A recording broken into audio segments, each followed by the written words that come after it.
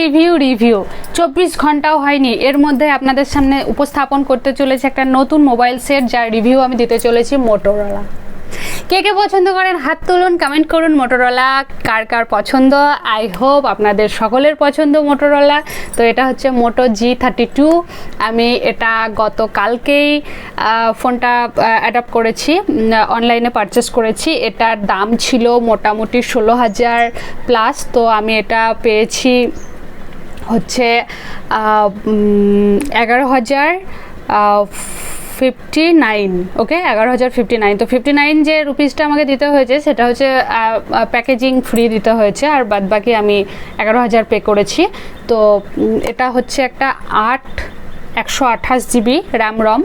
তো ফোনটা 24 ঘন্টাও হয়নি এখনও, জানি না আমাকে কীরকম সার্ভিস দেবে। তো তবুও আমি আপনাদের সঙ্গে রিভিউটা শেয়ার করছি, যাতে আপনারা যদি মনে করেন যারা মোটোরোলা প্রেমী আছেন তারা অবশ্যই কমেন্ট করে জানাবেন যে আপনাদের কেমন লাগে এই ফোনটা ব্যবহার করতে। কেননা মোটোরোলা ফোন ব্যবহারের আমার কোনো অভিজ্ঞতা নেই। আমি এক সময় করেছিলাম, ওই হয়তো মাসখানিকের জন্য ব্যবহার করেছিলাম, শুধুমাত্র একটা পুরনো সেট ব্যবহার করেছিলাম। তো জাস্ট একটু ঘাটাঘাটি করেছিলাম ওই পর্যন্ত, আমি বেশি কিছু ফোনটা নিজের মতো ব্যবহার করতে পারিনি। তো তাতে ভালো লেগেছিল, অবশ্যই ভালো লেগেছিল বলেই নিয়েছি, এবং আপনাদেরকেও আমি সেটাই বলবো যে আপনারাও নিন, অবশ্যই মোটোরোলা নিন।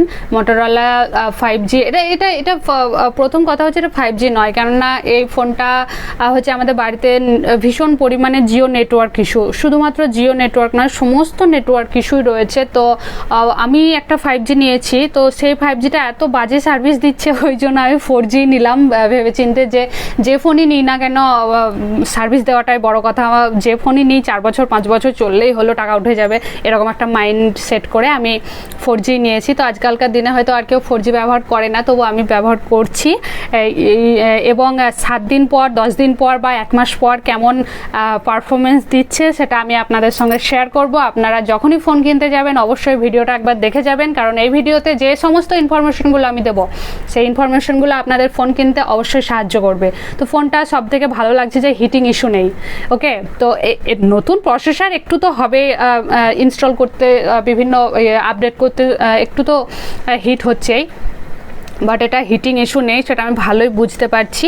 আর এটা হচ্ছে স্ন্যাপড্রাগন, অর্থাৎ যখন আপনি কল করবেন কাউকে তো সেটা রেকর্ড হচ্ছে তার অ্যালাউন্স করবে। ওকে, মিডিয়াটেক নয়, মিডিয়াটেক হলে দামটা আরও হাই হয়ে যেত।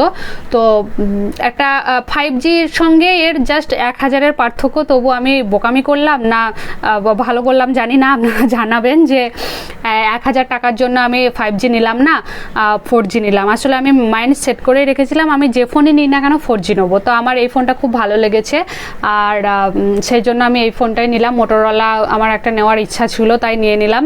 যাক, ইচ্ছে মানুষের অনেক থাকে, তো সব ইচ্ছে পূরণ হয় না। তো আমি কখনো মোটোরোলা একবার হাত দিয়েছিলাম, ইউজ করেছিলাম, তো একটু আধটু ভালো লেগেছিল। তো সেই জন্য সেই ইচ্ছেটা পূরণ করে নিলাম। এখন 2 হাতে 2টো ফোন নিয়ে ঘুরে বেড়াবো, জানি না কতটা কাজ দেবে। তো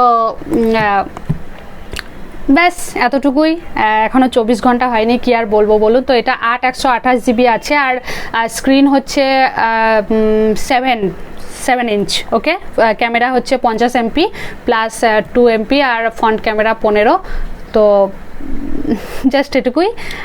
নেক্সট দেখা হচ্ছে পরের ভিডিওতে, আমি এর রিভিউ আবার নিয়ে আসবো, তখন জানাবো যে কেমন কি পারফরমেন্স দিচ্ছে, আপনারা সেই অনুযায়ী কাজ করবেন। ওকে, বাই।